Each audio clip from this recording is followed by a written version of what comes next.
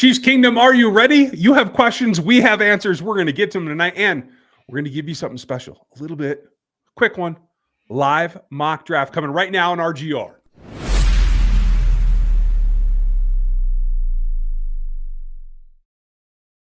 Welcome in, everybody. It's nice to see you. It's nice to see you, Dan. Right? It's been a while since I was on live. I had a nice vacation. Some of you might have seen it. I was in Portugal and Spain. I have a lot of good stuff. You're going to see some new things on new channels because I have too much footage to let go. So make sure you check those out. But I am ready to give you guys what you want. Dan held it down and took care of business, and did hear that you guys are looking for some mock drafts, maybe. So Yeah. how are you feeling about the whole process so far right now? Stressed. That's the word. Okay. I did not handle this very well this year. Like, this was my fault. I should have done a better job of handling it. And yeah. So yeah, I've backed myself into a corner here. It's not great. Well, we live, we learn. So we'll have some fun here, folks. I'm going to share, make sure that if you want to be in all the information, my offensive tackle group is done. You're going to see my rankings over on NFL 33. We're going to break it down here in a mock draft for you. You can get everything in the draft guide. We are pumping away on that. I'm working on graphics. The V2 of the Athletic Matrix should be out by Monday. Getting the final pro day updates. We're trying to get all that information updated before I produce the book. But if you've already bought it, you get it for nothing, not a big deal. If you haven't, go to rogueapc.com and get the Athletic Matrix right now. The draft guide will come out the week after, and we'll be set and ready for this draft that I'm very excited about seeing, to tell you the truth. I don't know if you're exhausted from all the work, but I want to see it pay off.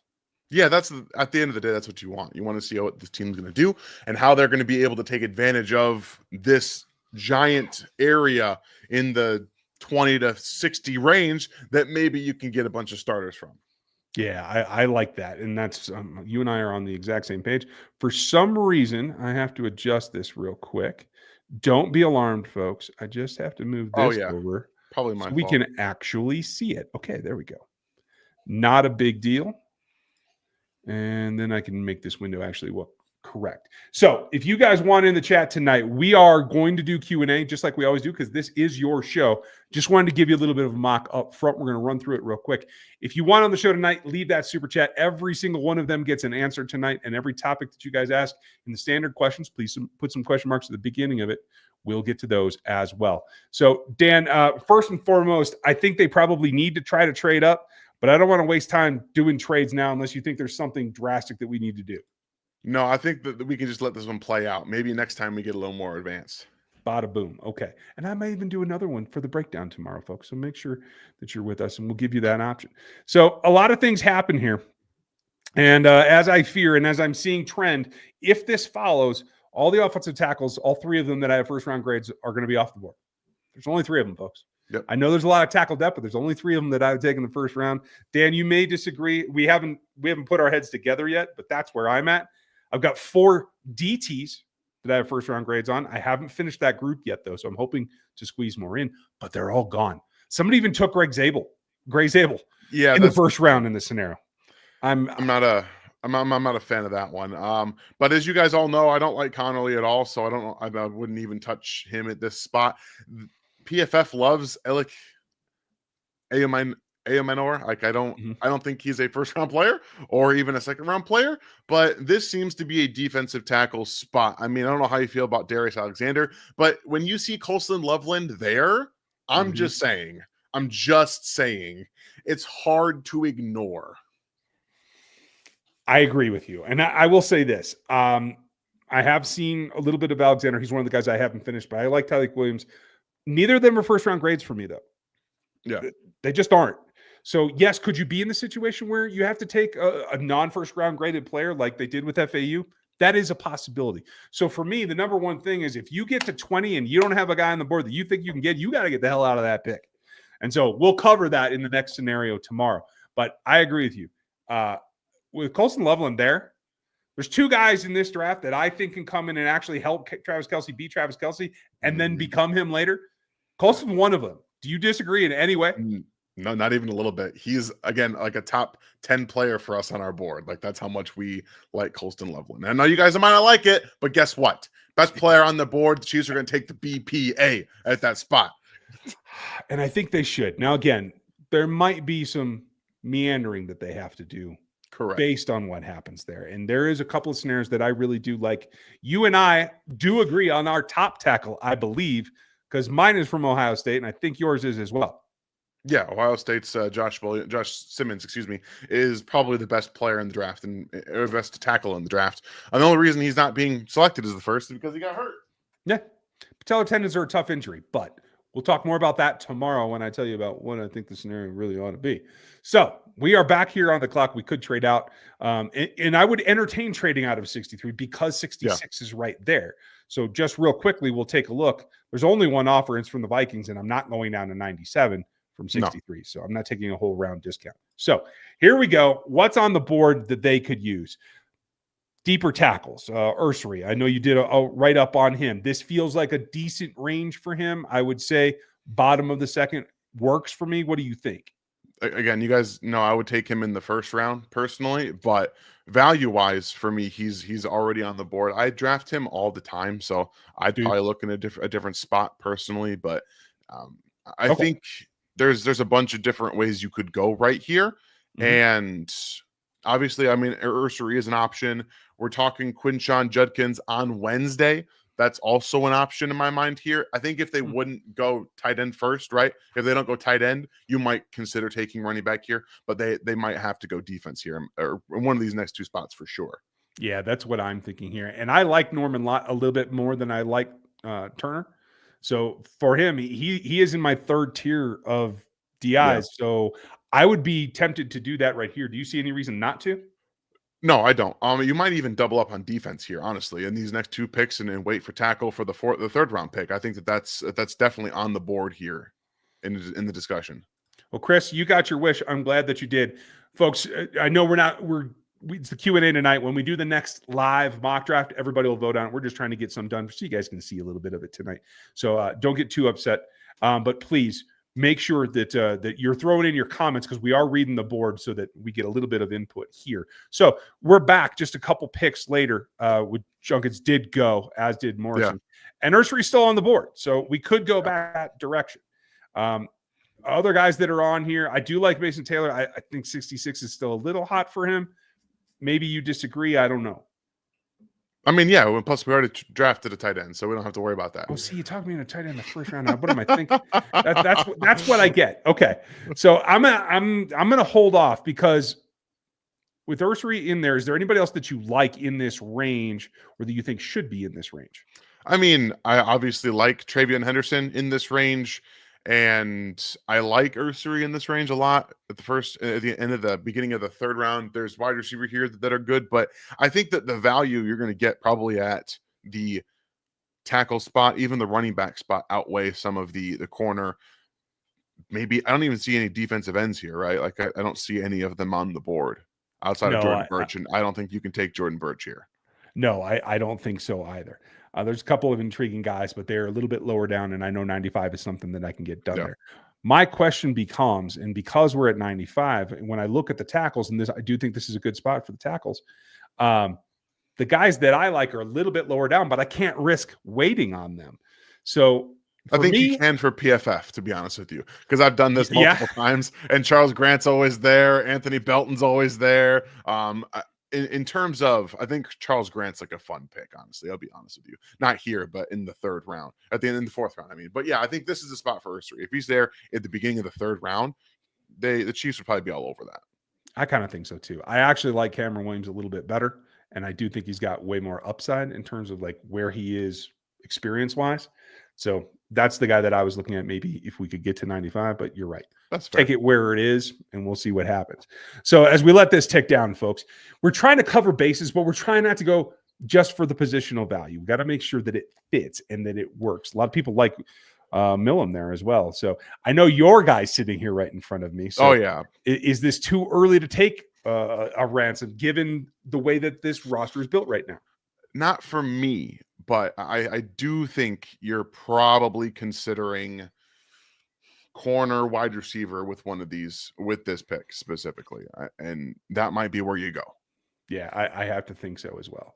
Um, Nobody that stands out to be super, super big, though. I do like Strong, and he did test at his pro day a little bit better. I just updated him in the Matrix, and I'll be putting out his profile here. He and Bond are probably the top 2 picks from what I'm seeing right here. Anybody else stand out to you? My guy, Oluwafemi Oladajo is like there, but I don't know why he's so low on the PFF board. He's maybe a tad undersized for a Spags, like 260 pounds, but he's got length. The motor is off the charts. He's another guy that I think they would take on a dive here, as well as Jeffrey Bassa out of Oregon. That's a coverage linebacker, a former safety that would not be shocked to see the Chiefs take in the 3rd round. Yeah, and that's probably fair, and that's a unusual pick. So why don't we do that?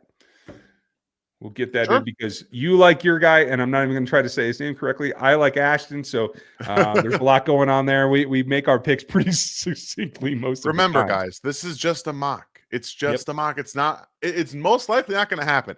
So just relax. We're going to do some more. It's okay. I promise. Oh, yeah.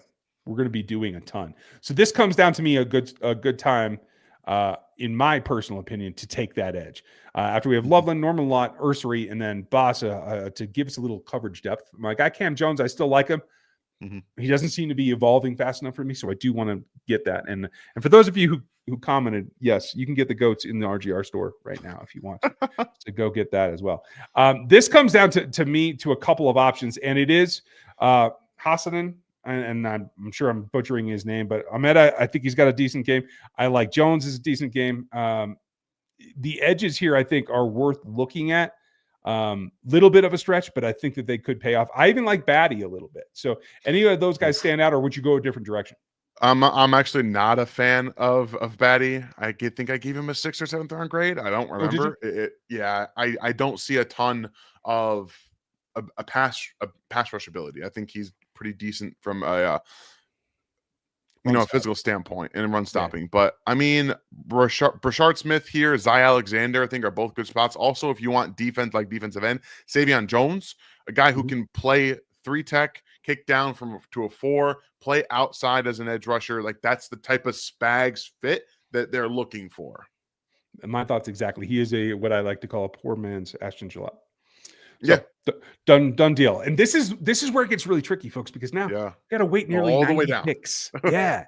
This is why in fact I will do that. So tomorrow we will do I will do one for you, or maybe I'll even try to do it live. We'll see if I can make that work. Where we will move around and we will trade specifically so we can avoid this particular gap. Now the good thing is while the high end might not be super, super great, I do think there's good depth in this. So thank you for saying that, Miss Caroline. I will get that up. That's what we've done this time. Went a little bit out of the norm. We let things fall where they may. And we are heavy on the defensive side, and that's perfectly fine. Did get the tackle kind of sorted out. Give it another option so that Jalen Moore is not the only basket we have eggs in. And we continue to try to diversify that a little bit. Yeah. So that's where we are now. A lot of guys, like I was saying, with the depth that I do think are in play down here. I know the guys that I really like, but who stands out to you in a 200 level pick? I mean, this is an interesting spot specifically for Miles Frazier. I think Miles Frazier is a damn good guard, and he can play tackle. He played tackle at the Senior Bowl, and he played it pretty well.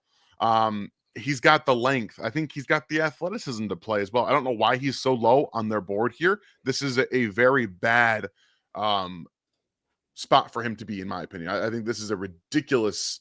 So I wouldn't even entertain drafting him here because it's not realistic, in my opinion, in the slightest. So I think we have to probably look at running back first. I mean, PFF is going to have a very few amount of running backs left on their board. See, this is what I'm talking about. There's like 5 of them left. So like the only guy here, I mean, I've drafted Raheem Sanders, Rocket Sanders, fine. Donovan Edwards is like a Pacheco, but he can run routes and catch passes, out of the backfield. You might just have to forego running back in this situation, but it's just not great. I bring Donovan in as a UDFA and not think twice about it. I just need a home run to be hit every now and then. Yeah, sure. The guy that I always go to in this area is Ty Robinson. I do like his game. I think that he could evolve with this particular coaching staff, so I do like that. Johnny Walker Jr. A lot of people have been talking to me about him lately, and I just didn't see anything on film that made me want to go back. Interesting. I gave him a 4th round grade. Like I loved. Did you really? I did. Yeah, I love. You're going to have to sit down and do some joint sessions to sort out some of these disagreements. I like that. Lee, great question. Will BJ Thompson be able to play this year? We have no idea. And one of the things that I'm actually really interested to see is what can he be still. So when we get down to this time, I always kind of lean towards the DBs. Anybody here you like? I love Tommy Hill and BJ Adams. Honestly, I would draft Jabbar Muhammad too, just because I would love him. I love him. I think he's one of the best pure football players in the class. Like that's how I feel about Jabbar. Yeah, he is one of my favorites too. I think I've taken him in almost every mock Yeah. draft. So we'll go Tommy Hill with you. Yeah, Tommy Hill's a good player. Maybe we can come back with his teammate and we can get Robinson in this next pick real quick. We will see. Dan's going to do some dad duty, and I'm going to see just how much I like Ty Robinson. I like him enough that I'm disappointed because he already went. That's the way that it goes sometimes. So this is digging for needles inside of haystacks at this point. We have 2 picks here at the end of the draft that I think are going to be kind of interesting. And there's Jabbar. Okay, so we'll just take him because we both like him. Yeah, why not? Honestly, it is a sneaky thing for me. Even with the Fulton acquisition, I do think they need more depth.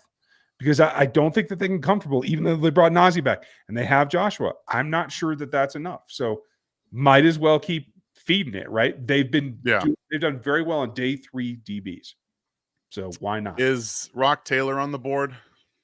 He is. Wide receiver. Yeah, right. I like anymore. I have a 4th round. I have a 4th round pick grade on him. Okay. This is kind of a rushed draft for you guys, but as you can see, we still want to get to your questions, so we kind of ran through the end of it here. But at the end of the day, when you're doubling up on corner, I think you can put Jabbar Muhammad in the slot and be pretty happy about that, and then not have to worry too much about anything else if that's what you want to do. Tommy Hill, if he's healthy, projects best on the outside. Give him a year to develop. He's got the length. He has the footwork. He plays well in zone and man, in my opinion. But overall, it's really not that bad a draft. It's really not. No, for what we just did, but who cares? I will take it. So there's our first quick mock here, folks. So we are on to your questions. Make sure you get them in now. I'm stacking them up, and the super chats always get an answer. So make sure that you get them in there if you want to. Let me see. Oh, you did a ton of stacking beforehand as well. Oh, so yeah. Cheers. Of course. Micah was first in, as he always is. So on Steve Smith Sr. and Jesse Palmer's podcast, they gave Xavier an overall B grade for the season. He got a C for his route running. Thoughts? I want to know what games they were watching, because if they watched them all, then I have questions about that analysis. If you watched before the bye week, I could probably get away with that. If you watched before the Bills game,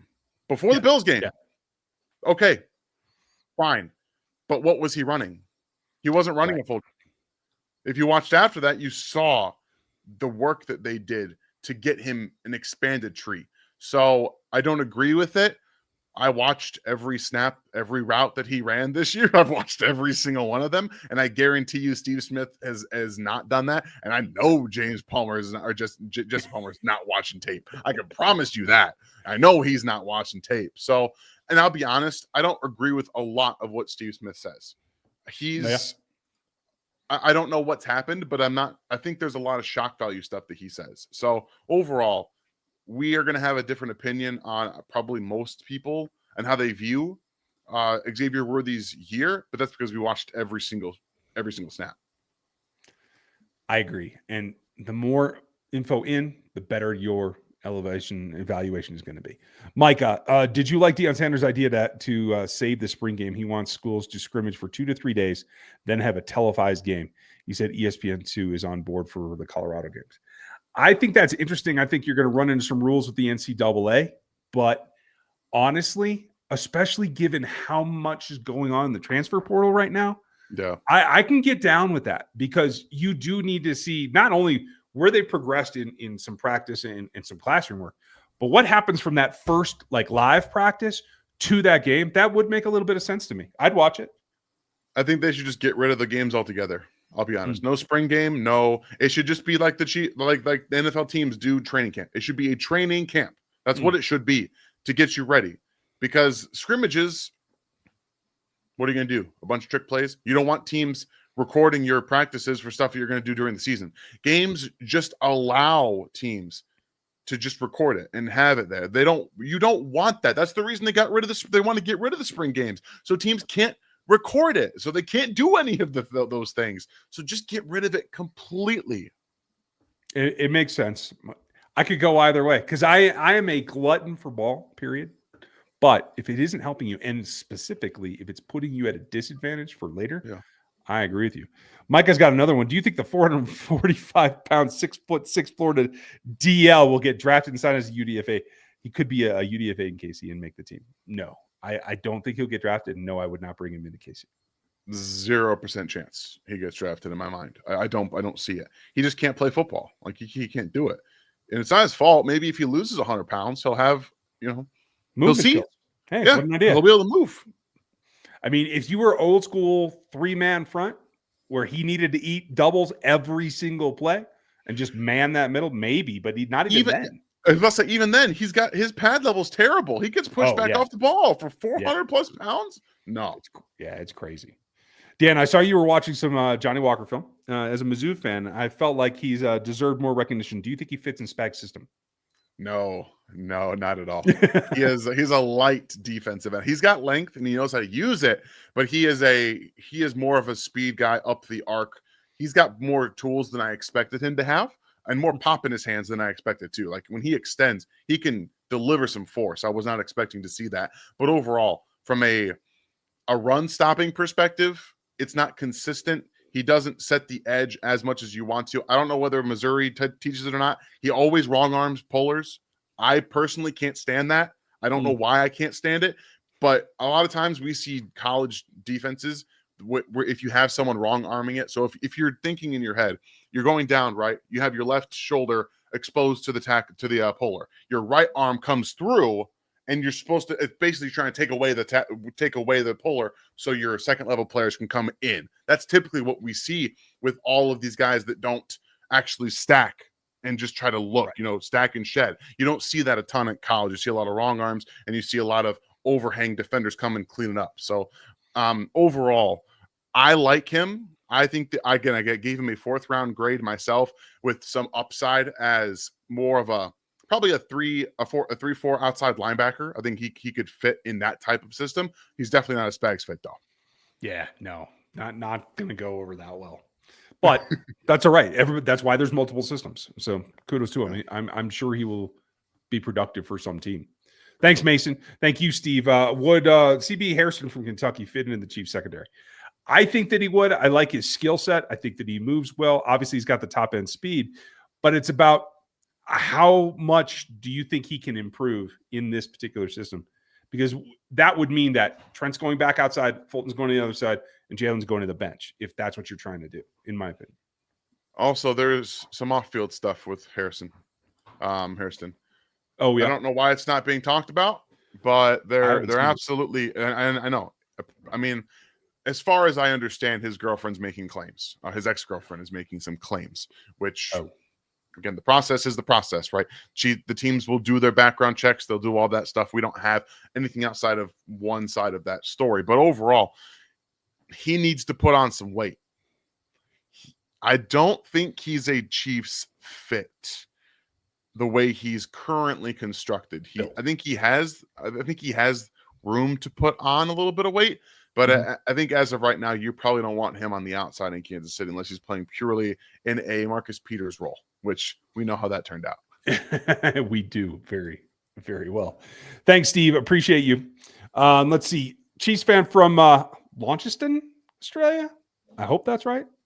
Hope you're doing well down in Tasmania. I hope that you're getting better as well if you're still unwell. Appreciate Sorry, you you're being not feeling well, with us. man. Yeah, it sucks, especially in the spring or fall. You're in your hemisphere. Sorry, I got to remember that sometimes. But cheers to you. Thank you, buddy. Dave, like the avatar, I know that they aren't Spags types, but we definitely need to stay away from the OLBDE types. They're a liability in the NFL's renewed rushing games. I can see where you're coming from, but as a designated pass rusher, I do think you need some speed rush. There is something to that because the speed that the ball's coming out in the NFL these days, you got to get at least hands up in front of some of these quarterbacks. So there is a way to use them. We talk about how the Chiefs employ a rotation all the time. Why can't they rotate in like speed guys in pass situations? Why can't they do that? Why does this have to be the way that they win? Why does this have to be the only way it works for Spags and company? I don't understand it. It makes no sense to me because it's counterintuitive. Yeah. It's counterintuitive. It makes no sense. We saw it last year. We watched it all year long and it didn't help. They could not get after the quarterback. No. And at this point, anything that does that is what you need to do.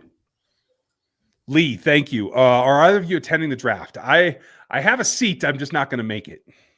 No, I will not be attending the draft. If you guys remember when I went to Green Bay for that game last year, I think you saw some video from that. My cousin's a owner, quote unquote, and I do have a seat if I wanted to go, but I don't think I can make it. So, Dawson, what are the chances the KC drafts a guard in the top 100? Well, it depends on how you look at the prospect. I would say, given their track record lately, it's very, very likely that they draft a guard. They just probably draft him as a tackle, and he doesn't work out.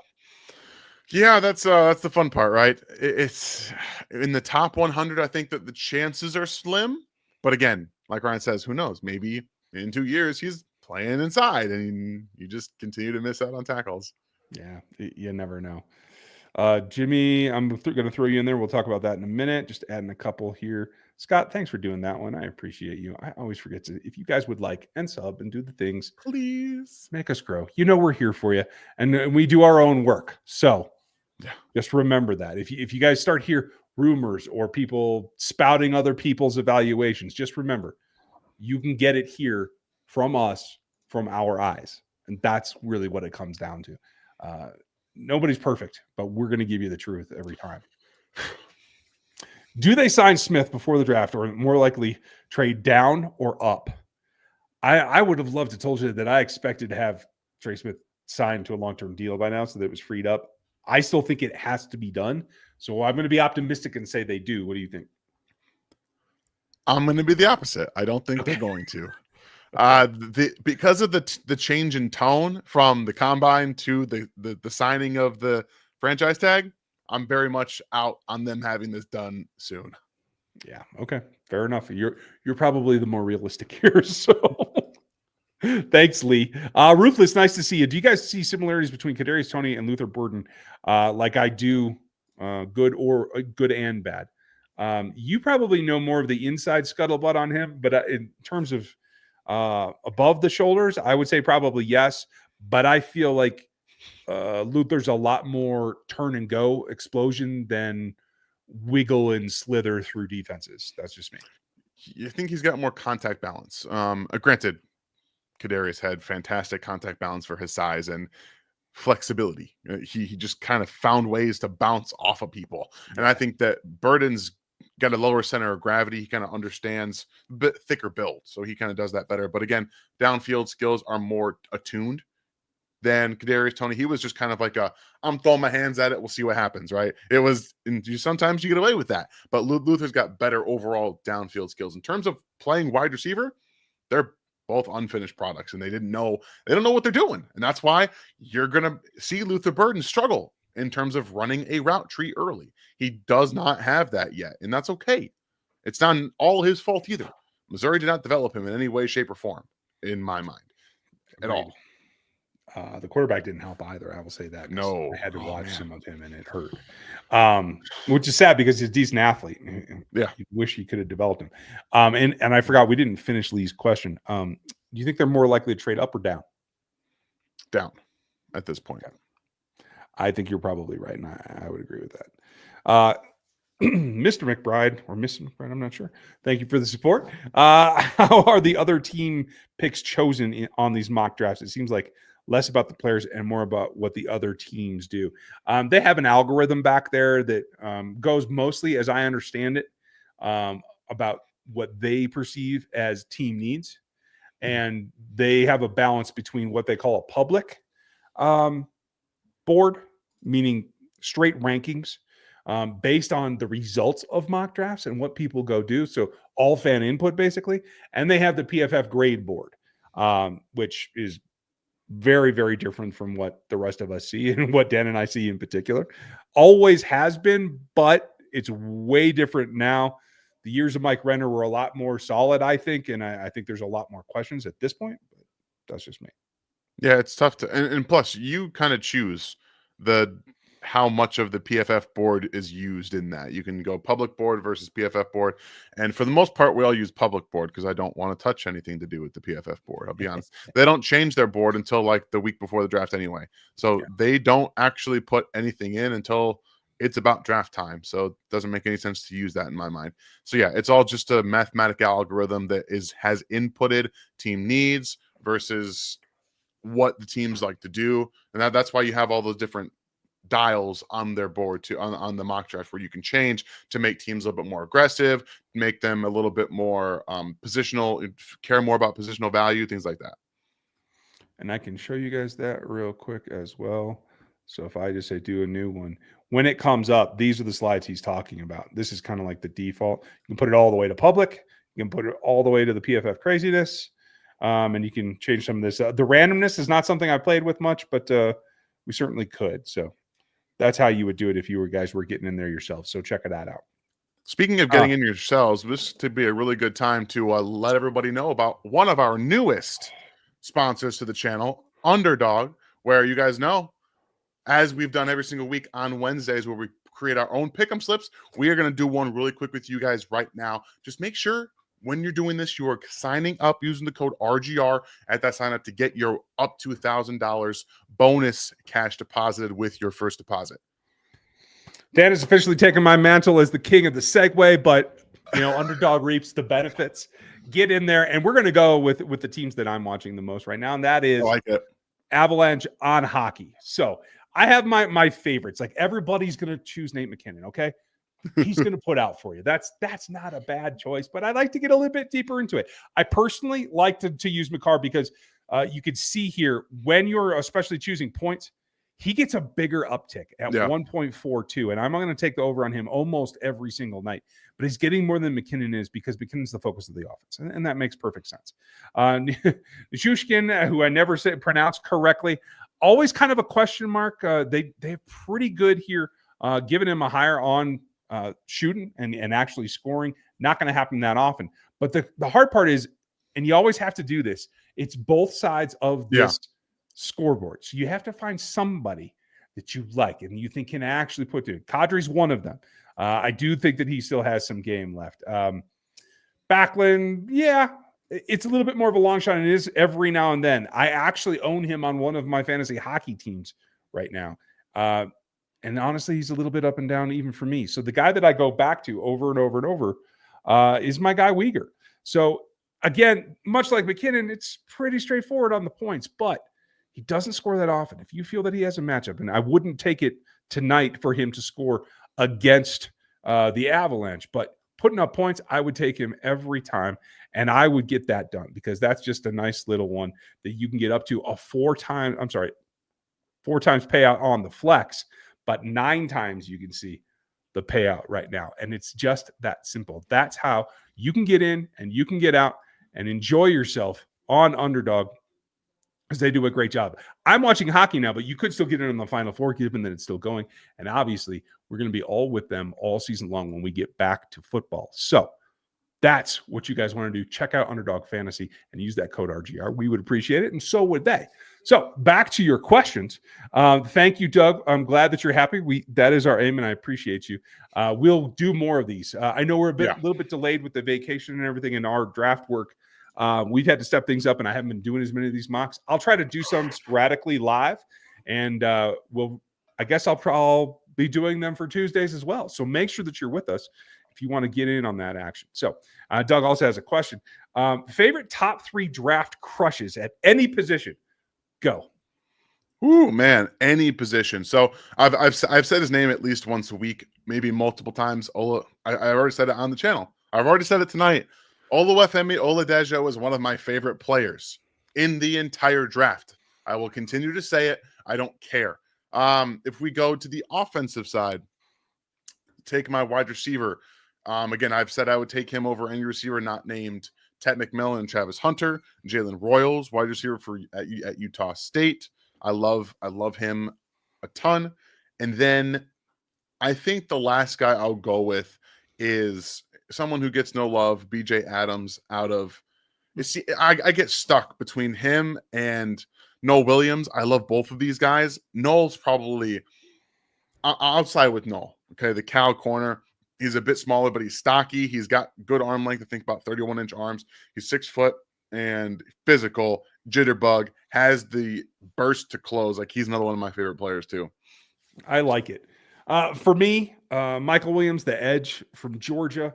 There's just something about how he's pretty built and pretty rocked up, and he doesn't get the most attention, but he'll play through guys as well as around guys.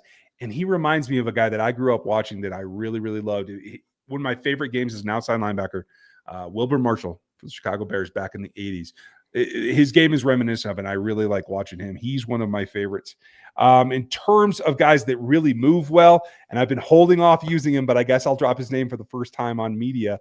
You're going to see more from me about him and how he's fit, is the tight end Arroyo from Miami. I think he's just had no support in developing, to tell you the truth. I think there's a ton of upside in him, and I can see him becoming a weapon for whoever is smart enough to get him in there. So there's a couple from me as well. I am not as far along as Dan is, so bear with me as I develop some other crushes. Beach, what's your take on Yahya Black? Haven't seen him yet. Oh man, Yahya is a tough one. He's big, he's long, he's powerful, but that's all he's got. He doesn't have any pass rush upside. He's a run stuffer only, like a huge run stuffer. I mean, he did show better at the Senior Bowl in one-on-ones, but his tape against the pass was not good. He just could not get off. He just could not get off blocks. And when you can't get off blocks consistently, you are a 2-down player. And then at times too, he's very tall. He comes right up out of the stance. And when you do that, you're opening up your chest to centers and guards saying, yes, thank you very much. We are going to move you backward. And so some of his run stops, some of his run defense as an anchor player, as a 0 or 1 tech, he gets pushed off the ball. So I have a lower 3rd round grade on him. I'm just not a fan. Fair enough. I will give it a shot if I can get to him. We were going to find out. That's for sure. I meant day 3, not 3rd round. Day 3, not third round. Okay, gotcha. Day 3. Gary, if OSU Josh Simmons falls to the 20s, the Chiefs trade up and get him. That is a scenario that I definitely would endorse. We both have him at the top of the class. I am here, and I'm going to preview you guys a little bit just because you're going to see it on Locked On next week.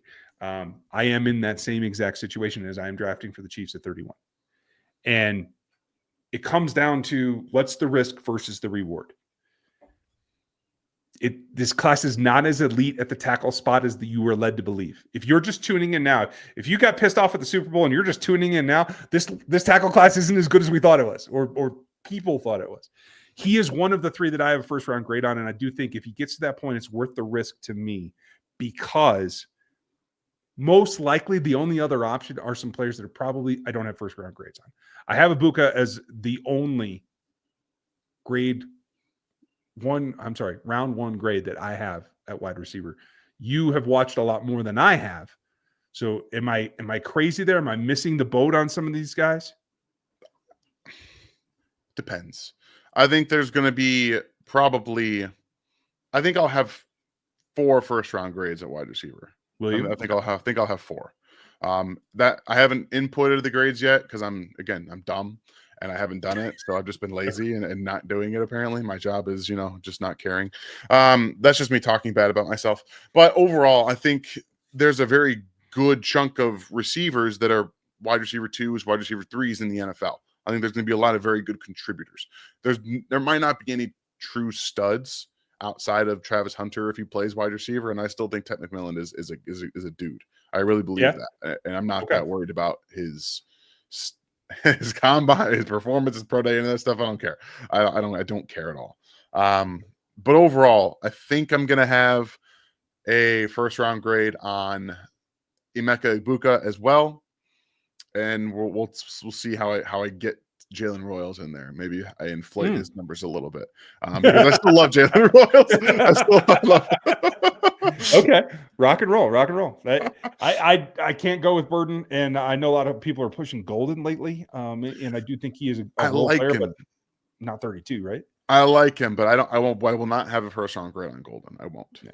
Okay. I am not digging as deep, but I am watching them as I'm watching other players, and I'm trying to cross reference a lot. So to answer your question, Gary, I do think if they get into 16 and he's still there, I'm still making those calls because I would take that risk on what the upside is. One way or the other, they have to have a tackle, as we did earlier. They have to have another tackle. Jalen Moore is not the only answer. He's part of the solution. He is not the solution. So they're going to have to keep working on that. Miss Caroline, hope you're well. How do you feel about the interior guys with pick round 1 or round 2? Zabel in 1 or Ratledge in 2? A lot of stats folks see this as a probable for the Chiefs. A lot of stat folks are absolutely insane because that ain't happening. You are not drafting either of those guys if you were Brett Veach. You cannot allow yourself to make more of a logjam at guard. And that's what Tate Ratledge is. You might be able to talk yourself into the athleticism of Zabel, but I'm not convinced. So I think anything that is a designated guard is a complete mistake. And I think a lot of folks are just trying to act like they can read the tea leaves that aren't there. It's people expecting Kingsley to be the tackle of the future, right? Like we're still expecting that to be possible as well. But from everything that I've heard, there's no plan where Kingsley again in my tinfoil hat says Jalen Moore is here for 2 years, okay? And then he's gone. And if they don't draft a tackle, maybe Kingsley is your left tackle in 2 years because he'll be 23, 24 years old. There's still time. Right. There's a lot of time left. Sure. I think best case scenario, Kingsley works out. Next year, he starts balling out in practice. All right, awesome. So Jalen Moore, in 2026, you're going to be our right tackle because we're getting this guy out of here. And guess what? We have a guy in the wings at tackle. Great scenario. But what happens if you draft Joshua Simmons in the first round? Well, Kingsley, you're going to be our guard now. Okay, that's what this is. And then if Jalen Moore doesn't necessarily work out in 2025 and you already are going to get rid of your right tackle, Juwan Taylor, in 2026, oh, okay, Josh, now you can play left, take Kingsley, you can go play right. Like, at the end of the day, the logjam has to be at tackle. It cannot be at guard. Exactly. And I know some folks have been texting me about this, and Mike Renner said this, or Trevor Sikkema. I'm not even going to comment on those guys. I've worked with them all. If there's a draft analyst that you watch, I've worked with them at some point. Everybody has their things. And for those guys in those roles, they're paid to come up with other scenarios, to give something new than the rest of us are doing in terms of this is what this group looks like. This is an exercise in possibility, is not based in reality. Yeah. Has Veach and company ever drafted out of the first round? I would be shocked if they did. Traded out of the first round. They have they not? Am I wrong? Veach has never traded out of the first round. I thought they traded away their first round pick to get like previous Clark, but they've never traded down out of the first. Okay, not during the draft is what you mean. Okay, I'm with you now. Fair enough. I would be shocked too. And again, there are scenarios to go up. What I'm really, really nervous about is that, and nothing against FAU, but that you're stuck in a Clyde Edwards-Helaire or an FAU situation where you have to take a player that you don't have a first-round grade on. And that's just the hardest part about doing it. Well, Curtis, nice to see you. What's that? Well, they're going to be. Right? Probably. Curtis, off the top, the DLDE talent in the draft, which ones are too small for Spag's system? Mostly all of them. This is my gut reaction. There are some big guys that fit the system. They're not like the elite. Like a lot of people have been talking to me about Scorton lately. he's big on paper. He doesn't play big. He doesn't crush like a lot of people want him to, or want to act like he does, at least not the film that I've watched. So what do you think? I think he did more so at Purdue last year Mm. than he did at Texas A&M. I don't know what is going on with Texas A&M, but they're like Georgia. They try to get all these big guys in here, and then they don't know how to do anything with them. So they just say, hey, do whatever you want.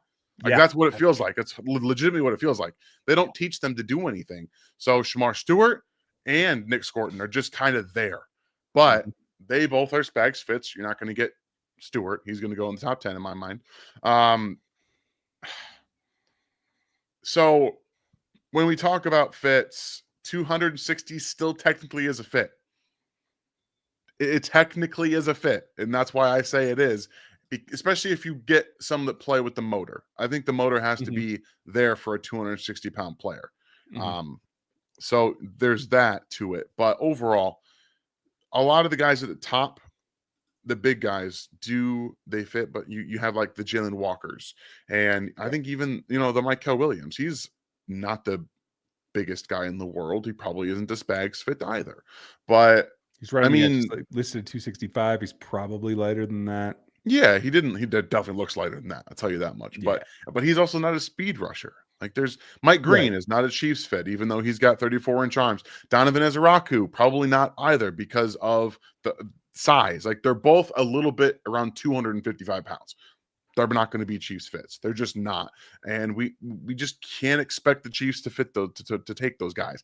And it's not Walter Nolan's fault that you and the Ole Miss's defensive coordinator should be brought up on charges. Doesn't know how to use his players, by the way. They stunt every down. Every single one for no reason. It's run stunt after run stunt after run stunt. What are we doing? So Walter Nolan is out here playing one tech, and they have JJ Pegas, who's a 300+ pound tackle, playing defensive end as a wide, like a 7. What are we doing in Ole Miss? They don't know. That's the problem. Sorry. No, you're absolutely right. That's why, as we go through, and you guys will see this a little bit more, both the Ohio State ends I like because they fit and they should be second-round picks, right? So decent value. They're both 260 plus. They're not explosive though. They're not anybody that changes the game that much. Same thing with my guy Ashton. Good, solid power. A lot of what you see in George Karlaftis from all those guys. Nobody's just ripping off the edge to go kill the quarterback because that's not in this group. But Spags is not going to bring in an Abdul Carter or a Jalen Walker because that's not what he does. And as much as we would like it, that was perfect. I should have clipped that one out. We're just not going to get that. That's part of the issue. So value-wise, there are guys that can play in this. I even like the kid from Texas, Sorrell, in that kind of role. I do think he has upside. But the guys that Spags is going to like, luckily, are not going to have to be used at 31. So in the 60s and definitely 95, I think they're on the table. It's hurtful for Dan. I hate it. Sometimes it happens. Chiefs fan, Knicks fan, nice to see you. I wish they would use Kingsley at left tackle and let him develop there. The tackles have been a big issue over the last 2 or 3 years. You're absolutely right. But I will say this. He might be a little shell-shocked. And as long as you get him on the field, I think he has that ability to develop. So even if it is at guard, I think that's still a way to get him back on the field, get that ball back rolling. His age, and we try to bring it up every time we can. His age is a significant factor, I feel. And I think it will be for another year or two. I think you have to at least try. You can't give up on players like with his talent. He's legitimately still one of the most talented young offensive linemen, if not the most talented offensive lineman, young tackle that the Chiefs have, period. He's got the most upside of any player on their roster because everyone else is already there. Like all the guys that they have, they're already at their upside. Yeah. Like that's just what it is. Yeah. So can't give up. You have to get the mentality back. And if it's at guard, fine. See how he plays. See if you can get that confidence back. Because when he's out moving and being more physical, maybe even at guard, you can translate that a little bit. You can start saying, all right, you have that confidence back now. We can start seeing what you can do. And I'm going to say it again. This is not uncommon His cousin was drafted really, really high, and people were disappointed within the first year, maybe the first year and a half, because there's a maturation process that has to happen in the league. And even Penei Sewell is now at the top of his game, at top of the game. It took a little bit. It wasn't like an instant jump in the fire and you're there. So we'll just cross our fingers. Jimmy, I did want to bring this up because you had a good point. Quit drafting tight ends because we got 5 in the tight end room. And I will tell you, having 5 in the tight end room is the problem, because if you got 5, then you ain't got one. There's right. Trav and there's Trav. And Noah's great as a role player. We don't know what Wiley is. We don't know what anybody else is. And they didn't even bring back my guy Hendershot that I like. So in my opinion, you got to get a weapon, and you got to get a weapon that fits. And I think Colston is one of them. I love Noah Gray. He's a great tight end too, but that's what he is. He's a tight end too. Yep. He's not a 1. I know everyone wants to be that. And I told you last year he was going to have his best year. He did. Yep. It's because Travis Kelce's on the field. And when that goes away, it all goes away. He can't be that. I love him too, but he is what he is, and that's okay. And you guys know I was not a Jared Wiley fan. Was not. And I still don't believe he's going to become anything. So if we're talking 2026 and you have Noah Gray, well, all of a sudden, where's your tight ends? This is about the future. It's not about 2025. But if you draft him, if he's there, again, this is a very hypothetical situation. I don't think he's gotten anywhere near the Chiefs at 31. But if you were there, how do you think 13 personnel looks in 2025? That's all I'm going to say, because that's a scary thought for defenses going up against those 3 tight ends with Xavier Worthy or Rashee Rice or Hollywood Brown on the field at the same time. Oh, yeah. I mean, at that point, you don't need the running back, right? They're too scared of everything else. And I know we need a running back, folks. So that's not what I'm saying. So yeah, you're right. Thanks, Jimmy. I appreciate your opinion and for being one of our members. Very much appreciated that. You should have seen the content Dan and I've been doing. We've both done some members content lately. So make sure that you're in there. If you want in, just get at the rookie level or above, and you'll be able to see that content. So we appreciate you all. Michael, nice to see you, buddy. Wouldn't it help our OT to have speed rushers on our defense? Some, but they don't go ones versus ones that often once they get outside of camp. It's a little bit more situational for the guy that you're going to play, but it certainly couldn't hurt. I mean, honestly, that's what BJ's role was meant to be. Hopefully he can get back on the field and his heart condition is squared away. Yeah. But yeah, Dan and I both are proponents of having a speed element, a speed substitute that you can send out there to just scream off the edge, even if you have to put him in a wide 9, which will take him like possibly 3 extra steps to get there.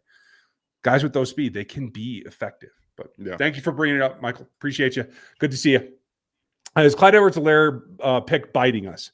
Was it really a need at the time? It was not a need, in my opinion. And I said this at the time. They liked the player because of what he did in the LSU offense with Joe Burrow. That's it. He was the guy that took advantage of what they got, and they wanted to do the same thing. It's just the fact that jumping to the next level is not just you can go do what you did in college. The projection part was off. I'm going to say it. If it doesn't happen in college, him having to kill somebody, it ends all differently. All of it ends differently. Maybe. I'm telling you right now, that first year, he was actually pretty good. But even then, he wasn't at his peak mental game. He wasn't. You can call it what you want. Cop out, whatever. The simple fact of the matter is it clearly impacted his career. And then he got injured on top of it. So physically, he wasn't healthy. Mentally, he wasn't healthy. You can't know. Yeah, exactly. I was just going to say, and that's something that's you can't flesh that out of a 15-minute interview or a 30 visit. No.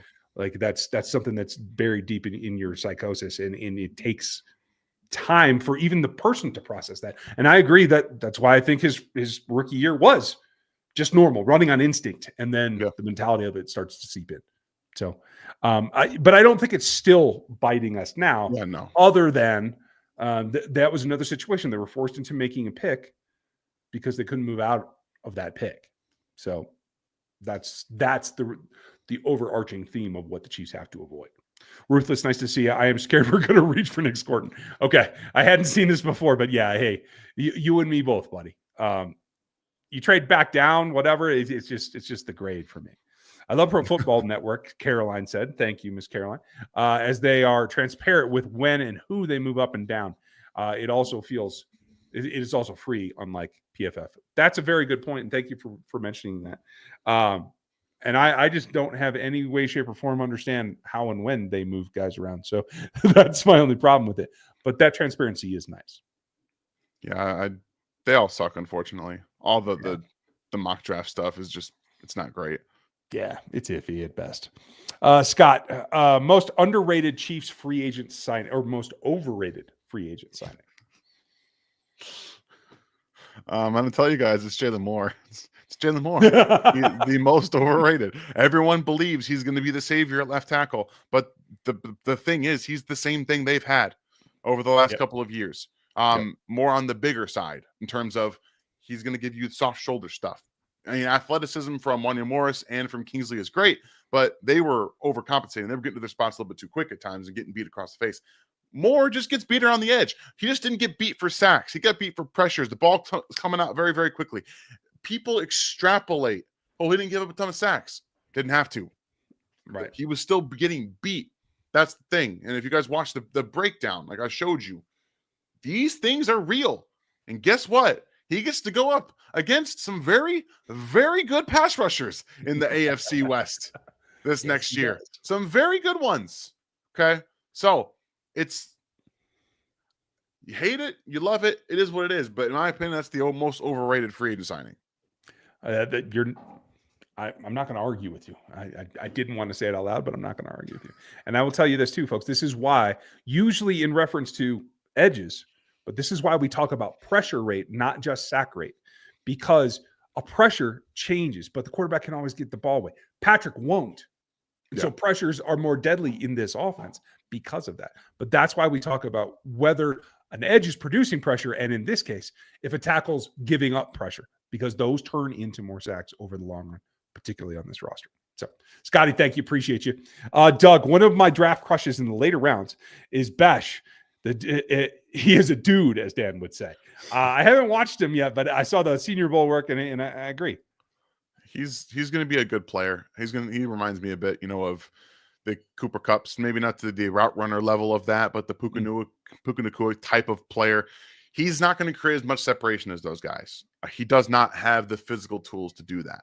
But for small hands, he has some extremely strong ones. He will catch the football. If it's around him, he will find a way to do it. He will do dirty work as well. Like there's nothing he won't do. Like he'll do whatever is asked of him. So he's going to be a guy that teams love immediately. As soon as he's in the locker room, they're going to love him. And that actually goes a long way, because you have to have those guys input. So let's see. We're going to take the last few questions here, and thank you for the super chats. Cody, Ryan, I recall you saying that you were out on Charles Grant. Would reconsider if the Chiefs trade back from 31 and nab a load of picks. Who else is in that haul?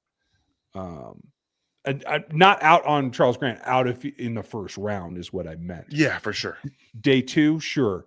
I'm probably not as high on him as most, but that's okay.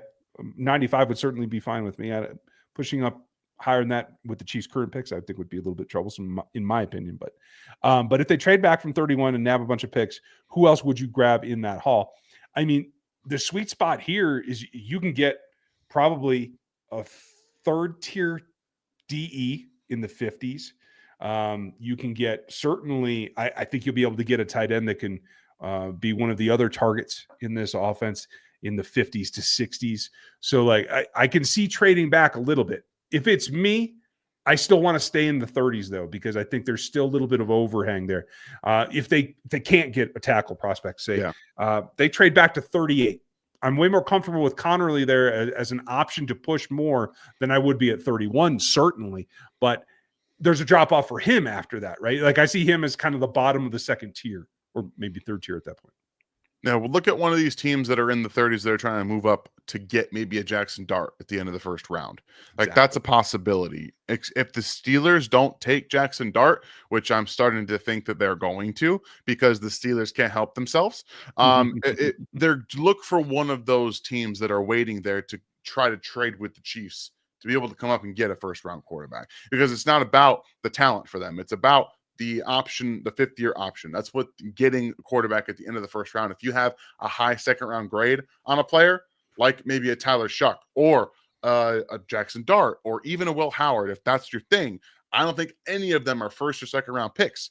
But if a team really likes them, I'll tell you this: last year, Bo Nix was not the 6th overall player or the 12th overall player in that class. He wasn't. They had a need. Yep. They also just airdropped him into an offensive line that protected him. They ran the football. They ran play action pass. They had an ex receiver that he could throw the ball up to and say, hey, you're going to probably catch it. If a team thinks that they can provide something like that for one of these quarterbacks, they will trade up to the first round. Yeah, I think that's smart. It's team building. And I talk about this all the time. You guys know why I love it, because there are many ways to do this.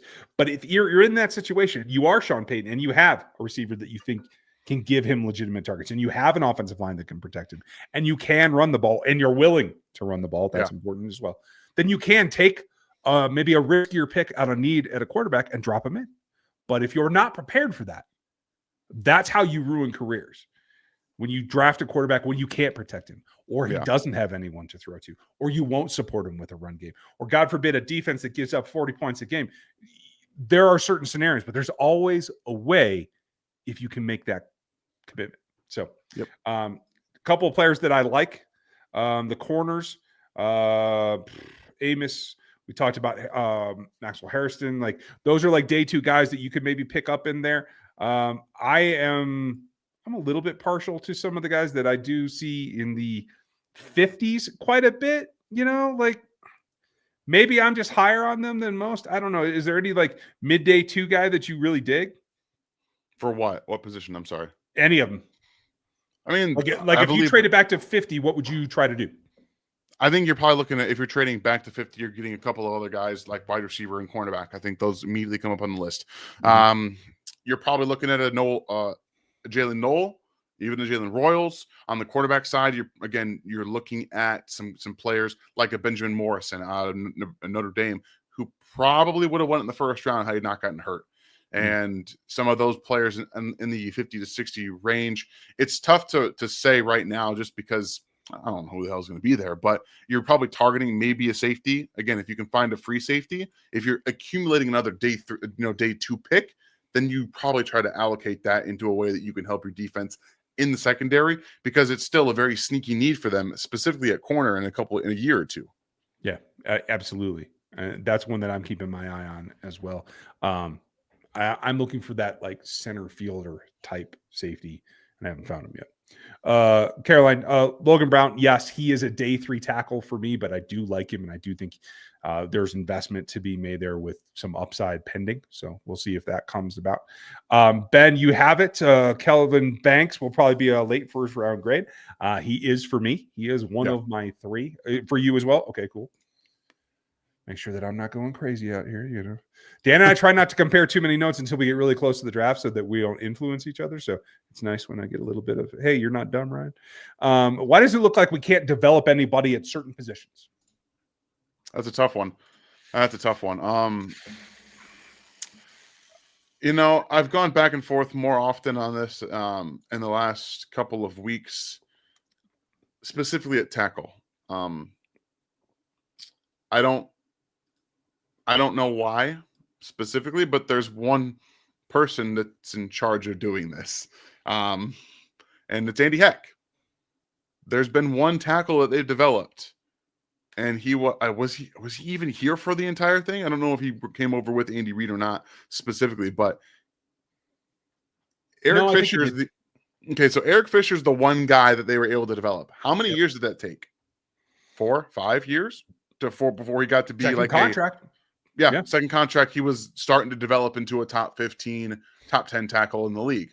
They haven't been able to do so, but they've also been pressured, right? They didn't give Kingsley any time last year to develop because they were pressured into winning 3 straight Super Bowls. Yes, Chris, Fisher was drafted number 1 overall. That was historically one of the worst drafts in NFL history. So the Chiefs took a guy who was very, very raw, and he was the number 1 overall pick. So I don't know what it is, but the Chiefs have not been able to develop. And that's the thing, that they bring guys in and project development. They projected Orlando Brown to get better. They projected Juwan Taylor to get better. Those things did not happen. And then Wanya Morris was a 3rd-round pick. Fine, that didn't work out for them at tackle, whatever. Kingsley, 2nd-round pick. They gave him 2 starts, and you sat the bench. That is a problem.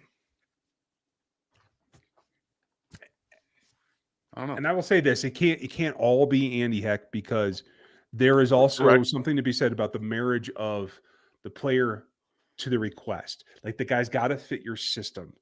And I do think, as the Chiefs have evolved and guys have taken jobs elsewhere because success breeds promotion, there is a certain thing about how the scouting department actually interacts with the coach and gives the coach what he needs to be successful. There seems to be more of a disconnect there the last 3-4 years.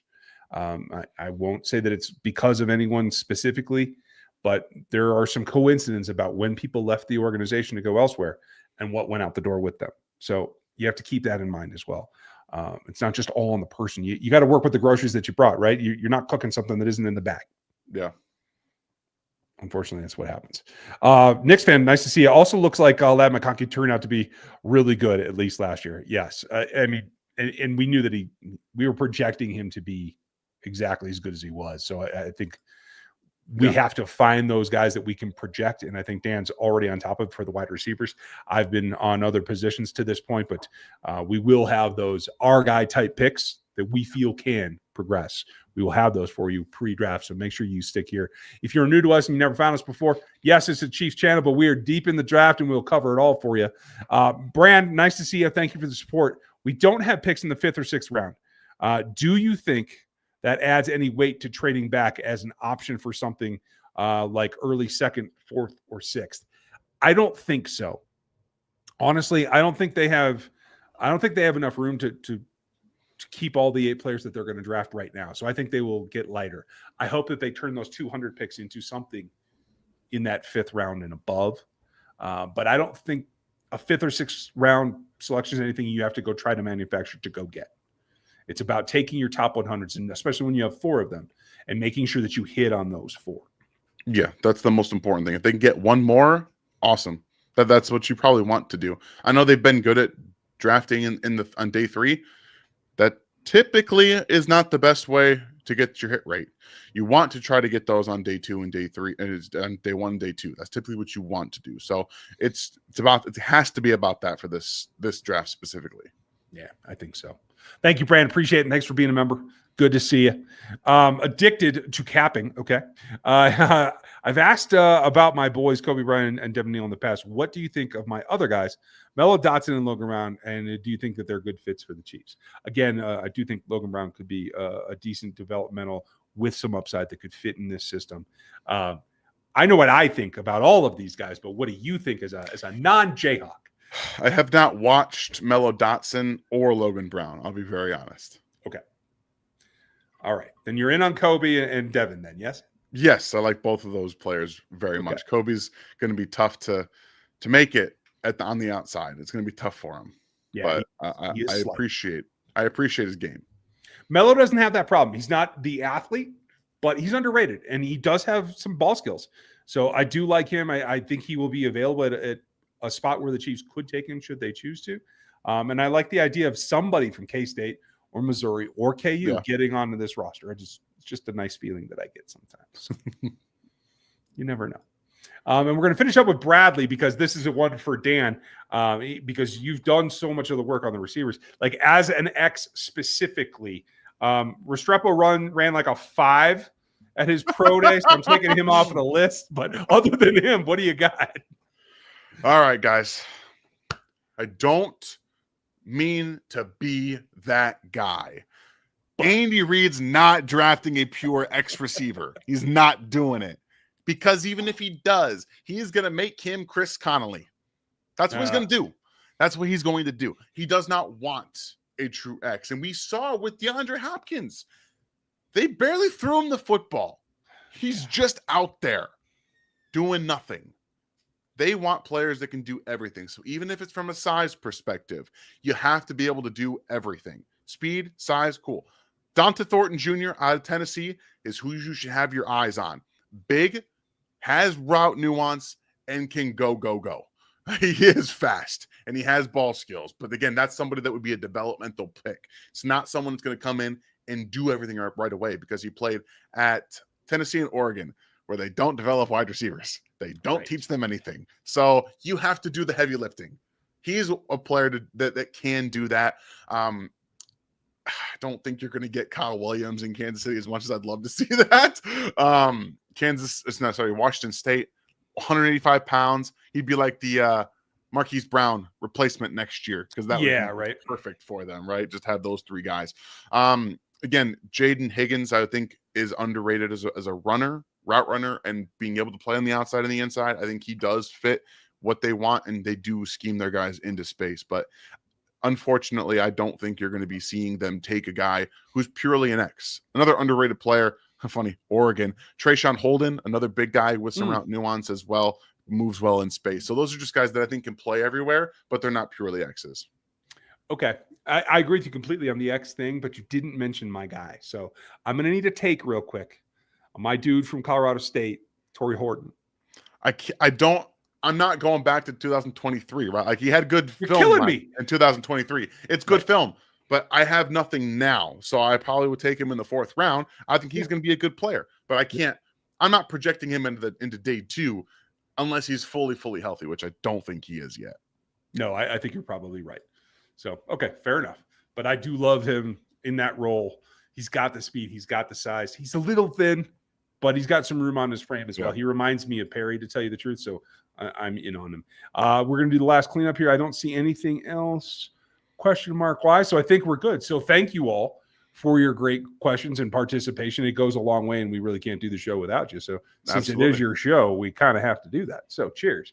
Dan, it's been a grind, and I know we're not done, but thank you for all the effort and taking care of things while I was gone last week. Yeah, of course. That's what I'm here for. And I apologize, everybody, again, for being terrible with my draft shut it right now. No, we are all good, and we're going to get everything done. So that's a great question, and I'm gonna stop us one more second. Thank you, Gary, for being here since day one. Very much appreciate you. But who is the best tackle development coach in the NFL, and can we get him? No, you can't. His name's Jeff Stoutland. He's in Philadelphia. Not going to get him. Not getting him. He's not going anywhere. He's got assistants. Anywhere. He's got assistants. I'm just saying. Just saying. Got to see something. Yeah, right. That's going to do it for us. I'm going to give you another mock draft tomorrow, because I know you guys are screaming for him. I will get that done. And only now, you're right, my guy is hurt often. That's fine, but we're going to get there. Then Dan's up. Who's on Wednesday? I know you said it. Is it Judkins? Quinshon Judkins. Yep. Okay. Ohio State running back, formerly of Ole Miss. Better tape. Formerly. And ask Jackson Dart how much he misses that guy. Yeah. There's a lot there. So check that out. Gary on Thursday, and I'll try to have something for you on Friday, as well as we're going to be wrapping up and doing a lot of our final prep for Matrix 2.0 is going to be out. If you've already bought it, no problem. You'll get an email.